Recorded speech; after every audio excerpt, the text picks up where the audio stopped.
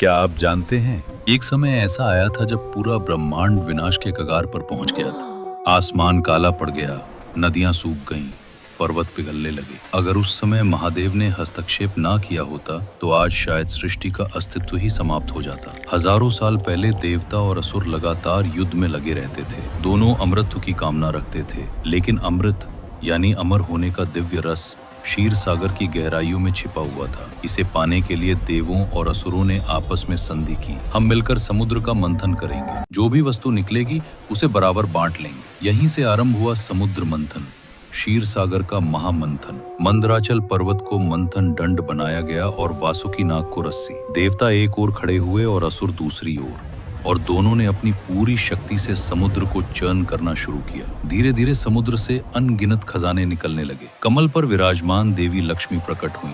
कामधेनु, इच्छा पूरी करने वाली दिव्य गाय बाहर आईं। कौस्तुभ मणि और अनगिनत दिव्य रत्न जल से ऊपर उठे। लेकिन तभी कुछ भयंकर घटित हुआ।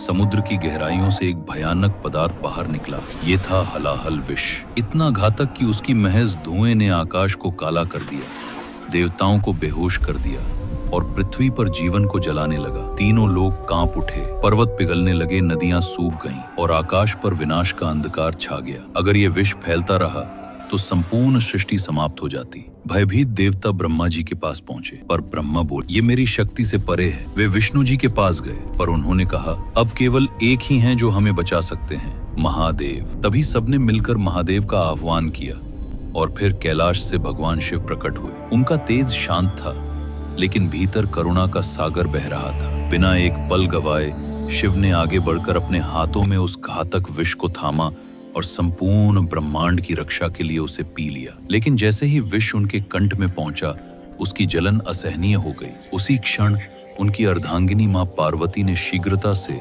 उनके गले को पकड़ लिया, जिससे विष उनके शरीर में ना फैल पाए। वो विष शिव के कंठ में ही रुक गया। उनका गला गहरा नीला हो गया। उसी दिन से वे नीलकंठ, नीले कंठ वाले भगवान कहलाए। विष शांत हो गया, आकाश साफ हो गया, नदियां फिर से बहने लगीं और ब्रह्मांड में जीवन का संगीत लौट आया। कुछ समय बाद अमृत भी समुद्र से निकला, लेकिन उस दिन का सबसे बड़ा वरदान अमृत नहीं था, बल्कि महादेव का त्याग और करुणा थी। उस दिन महादेव ने दिखाया कि सच्चा ईश्वर केवल शक्ति से महान नहीं होता, बल्कि करुणा, बलिदान और दूसरों के लिए दुख सहने की क्षमता से महान बनता है। कथा का संदेश, भगवान शिव हमें सिखाते हैं कि दूसरों की रक्षा करना, भले ही उसके लिए स्वयं को कष्ट सहना पड़े, यही सबसे बड़ी शक्ति है। वे केवल संहारक ही नहीं, बल्कि संपूर्ण सृष्टि के रक्षक भी हैं।